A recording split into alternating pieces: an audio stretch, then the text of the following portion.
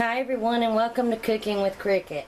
Tonight I'm going to do like a one-pot meal, and actually it's one pan chicken, spinach, and pasta. Recipe that kind of saw floating around on Facebook. I'm going to be adding a little bit more and stuff to it, but anyway, let's get started. And my daughter made something similar to this about a week ago, and she asked me to make it, or to make something similar to what she made.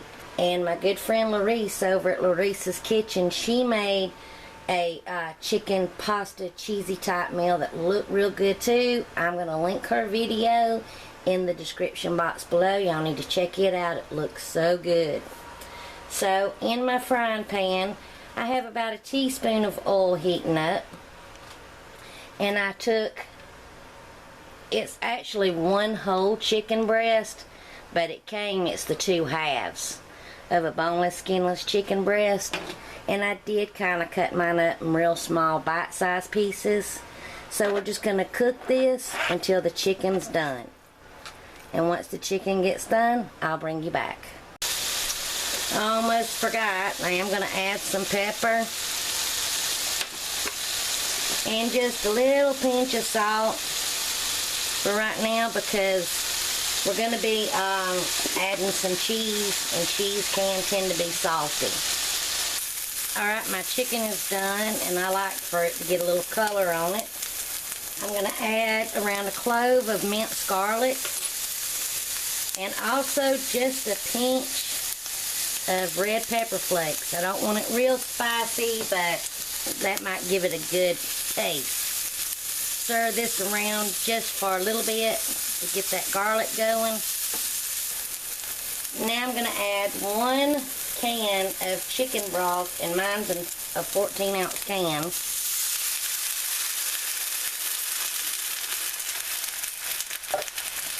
And then I'm going to add around 2 cups of bow tie pasta, and mine's the mini bow tie pasta. If you're using the bigger pasta, just cut down on it. Now we're going to let cover and let this cook until the pasta is done and almost all the liquid's gone. Now here's the name of this pasta, and there's no way I can say that word, but that's the name, and all they had today was the mini. So I'll be back when this is ready. If all of your liquid gets absorbed before your pasta's done to your liking, just add a little bit more liquid in there and cover it and let it finish cooking. Mine's still, I like mine al dente, but it's still a little bit more than that. So I'm going to let it go a few more minutes. And while that's cooking, I want to tell you about the rest of my ingredients. I really didn't measure. I just went and bought a bunch of spinach leaves, and I washed them, took the stem out, and chopped them. So I really can't tell you. It's at least a couple of cups or a couple of bunches. And then, because spinach will cut down. And then I took a package of grape tomatoes. This is about 1.5 cups. Washed them, dried them, and then I quartered them. So we'll be adding that next. And also, I should tell you, I'm cooking this over medium heat. Alright, my pasta is done to my liking. My broth and all is all gone. So now I'm going to add in my spinach.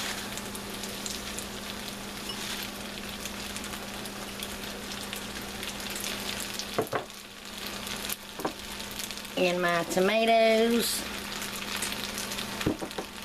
I'm also going to add a little bit more pepper. And just a real tiny pinch of salt. Give that a quick stir. And notice I have a different spatula from where I was cooking the raw chicken. And now I'm going to add my Velveeta cheese that I sliced up. And I'm adding an 8-ounce block. And we're going to continue to stir this until all the cheese is melted and blended in real good. Doesn't that already look pretty? All those colors. So I'll bring you back once we get everything ready. It's almost ready. I wanted to bring you in and let you get a close-up look at it of how pretty it is. Now I can eat spinach this way. I do not like spinach in a can, and I do not like boiled spinach.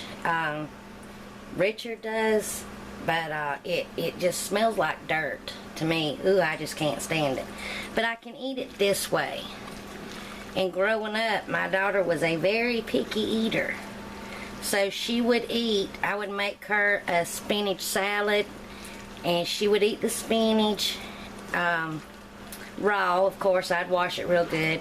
And she would eat carrots as long as they were in matchsticks to look like little matchsticks. So I would chop them up, and then you had to put a dash of soy sauce over it. Not much, just a dash.